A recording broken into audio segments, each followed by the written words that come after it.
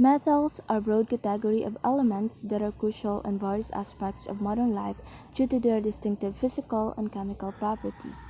These elements, which make up a large portion of the periodic table, are typically characterized by their ability to conduct electricity and heat with high melting and boiling points and malleability. Metals are usually solid at room temperature, with the exception of mercury, which is liquid. The ability of metals to form alloys, combination of two or more metals, or metal and nonmetal, has led to the creation of materials with enhanced properties. For example, as the steel, an alloy of iron and carbon, and it is much stronger and more durable than pure iron, making it a cornerstone of the construction and manufacturing industries. It is the main reason why metals come in different shapes, sizes, and it can be transformed to different objects. Now, have you ever wondered how metals are actually formed? If you do, then let us talk about it as we deepen our discussion about metallic bending. But before that, let me present to you our intended learning outcome.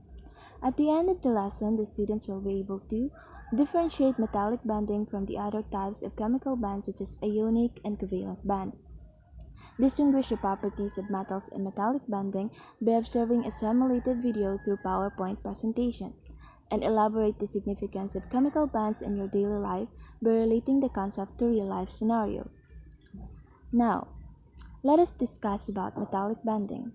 Metallic bonding is a type of chemical bond that occurs between metal atoms.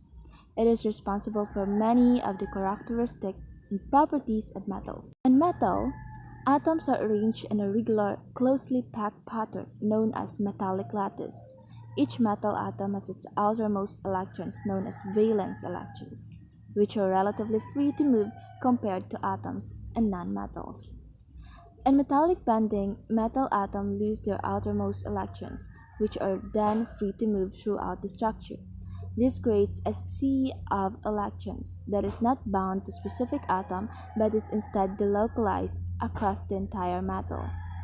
The metal atoms themselves become positively charged ions or cations as they lose electrons, and these ions are held together by the electrostatic attraction to the freely moving electrons. The key feature of metallic bonding is this movement of electrons, which gives metals several unique properties.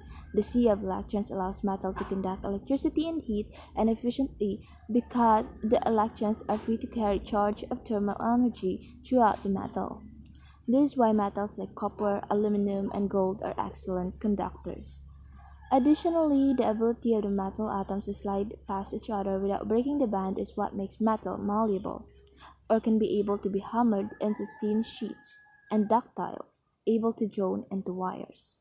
These properties are crucial for the use of metals in construction and manufacturing, as well as in electronics.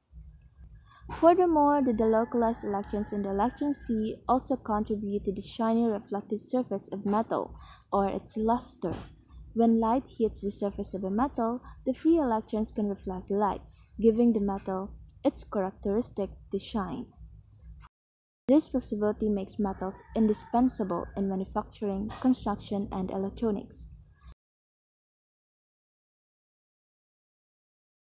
In summary, metallic bonding occurs when metal atoms pull their outer electrons to form a collective sea of electrons that move freely around the positively charged metal ions.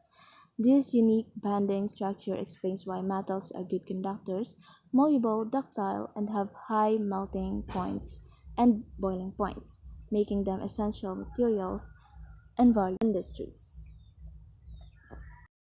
Thank you for listening, and I hope you've learned valuable things today.